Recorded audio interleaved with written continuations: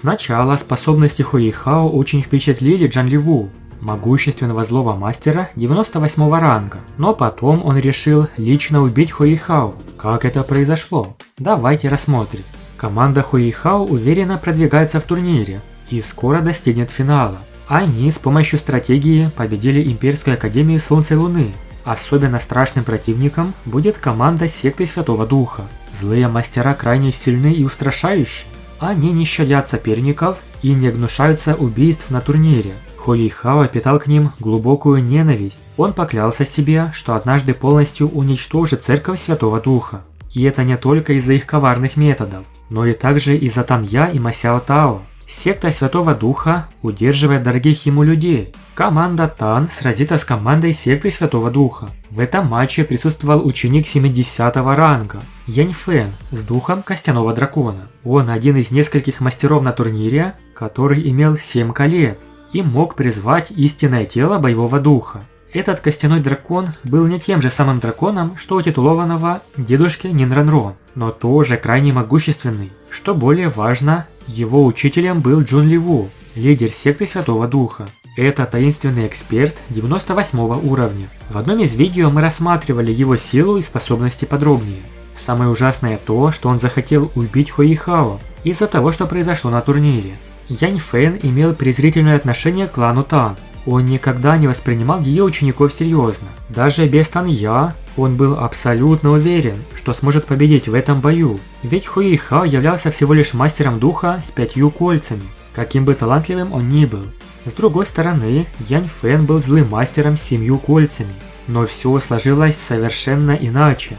Хуэйхао впервые использовал свой сильнейший навык, полученный от Снежной Девы. Он называется «Гордость ледяной снежной императрицы». От мощного удара, после серии резких потрескивающих звуков, кости соперника разрушились. Когда его раздробленные кости упали на землю, они превратились в порошок. Шар льдисто-синего света некоторое время сиял вокруг головы Костяного Дракона, после чего исчез. Гордость ледяной и снежной императрицы не просто уничтожила его тело, она разрушила и его душу. Янь Фэн был полностью уничтожен. Секта Тан против секты Святого Духа. Победителем оказалась команда, казалось бы, маленькой неизвестной секты.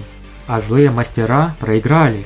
На главной трибуне Джун Ливу, сильнейший мастер 98 ранга, резко сжал кулаки. Хуэйхао убил его личного ученика. Янь Фэн имел хорошие перспективы, поскольку в таком юном возрасте уже достиг 70 ранга.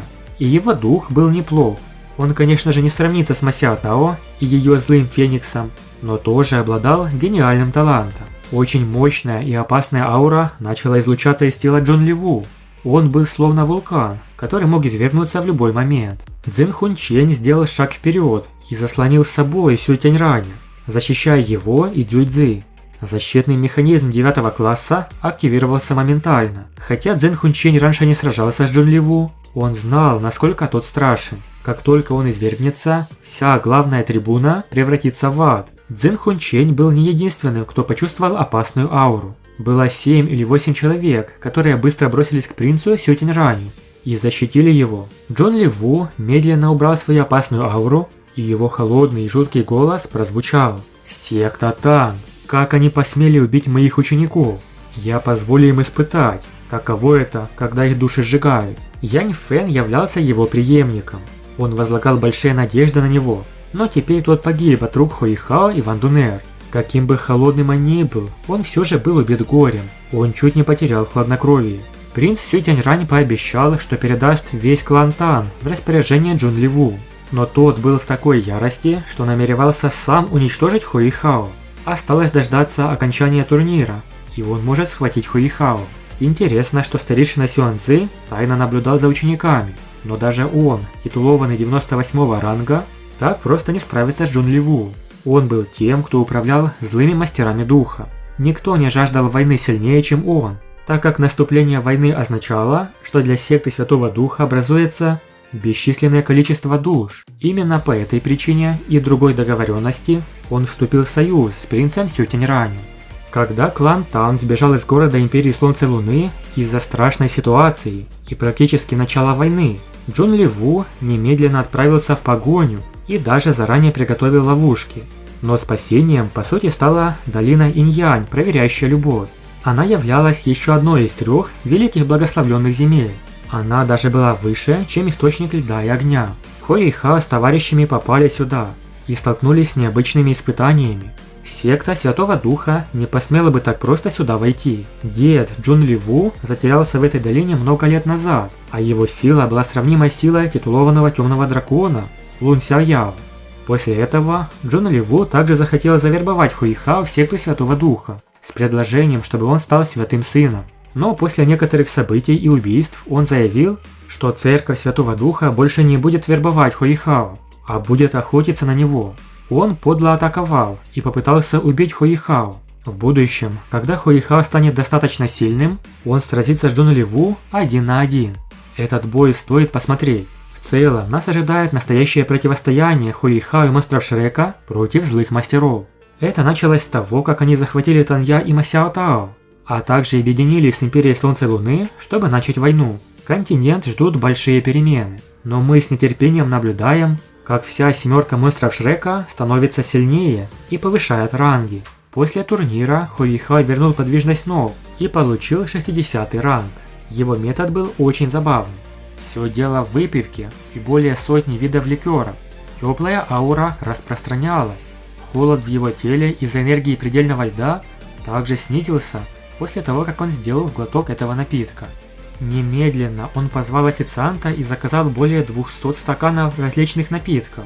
Хуэйхао обнаружил, что чем крепче ликер, тем лучше. Каждый стакан крепкого напитка был словно катализатор. Энергия небес и земли все больше перерабатывалась духовной силой Хуэйхао. Кроме того, Хуэйхао оставался трезвым, поскольку весь алкоголь использовался для поглощения энергии небес и земли. Вернувшись в Академию Шрека и секту Тан, Хуэйхао решил заняться уединенными тренировками. Он совершенствовался в абсолютной тишине. Его цель была проста. Он хотел снова открыть меридианы в своих ногах. Таким образом, он вернется в свое оптимальное состояние. И вот, спустя довольно продолжительный период времени, Хуэйхао наконец вышел из медитации. Он немало удивил своих товарищей, поскольку подошел к ним на своих ногах. Хуэйхао имел 60 ранг, но он не спешил получать свое 6-е духовное кольцо, поскольку у него было много других задач. Большое спасибо за просмотр. Напишите в комментариях, как по-вашему, кто мог бы противостоять Джун Ли Ву, злому титулованному 98 уровня. Подписывайтесь на канал, ставьте лайк и всем пока.